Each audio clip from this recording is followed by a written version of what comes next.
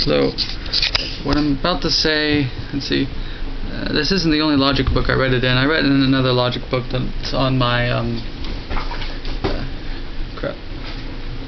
lookbook, which I don't recommend getting lookbooks. They kind of suck. When you, the thing falls out a lot, and when you go to look up books, it loads the whole book. It's kind of a pain, and it doesn't come with a case, so it gets tore up real easy. But anyway, this is about induction and deduction. Oh, and the book.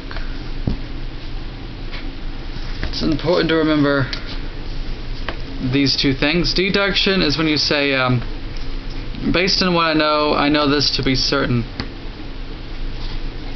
Induction is to say, based on what I know, this is probable. It's important to remember because there might be arguments when you're having an argument where someone's given an argument, then you can say, well, that's false because of this factor. Sometimes that works. Sometimes that does invalidate the argument. Makes it, well, invalidate in the sense that it's no longer a good argument. It's false now. It could be logically valid, not sound. It could be logically valid, but still false because one of the premises might be false. But there might be times when you could say, yeah, but you can't know that for sure. That doesn't make the argument go away. That doesn't kill the argument. Because even though if someone gives you an argument and you're like, yeah, but it could be this or that, so you can't say that you know your argument for sure, therefore it's false. That's not always the case, because there's this type of argument called the inductive argument, in which your person isn't arguing, here's my evidence, therefore this is certain. Here's my evidence, therefore this is probably likely, even though we're not certain. Really, the good argument here is individuals stricken with yellow fever have mosquito bites. Individuals not stricken with yellow fever have no mosquito bites and don't work around mosquito bites.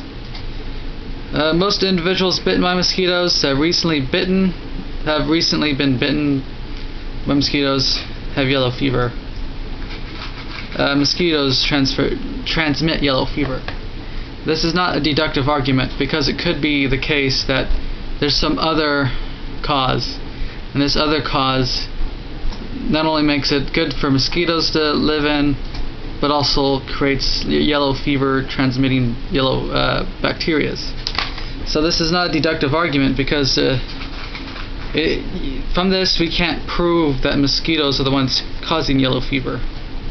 But it is an inductive argument, so it's a good argument because you're not saying I know for sure based on what I know the mosquitoes transmit yellow fever, but I do know that given what I do know, seems likely that they probably are. So until we know more, let's just go on the idea that they do, even though we don't know 100% sure if they do or not. It sounds obvious, but it's really easy to forget. When someone's given an inductive argument, it can be hard to just shrug it off as completely false because there isn't that guarantee of certainty, or logical certainty. But you should just shrug it off because it's not saying that it's certain, it's simply asserting that it's more likely to be. I recommend Googling, looking up induction and deduction. It'd be very useful. That's all. Bye.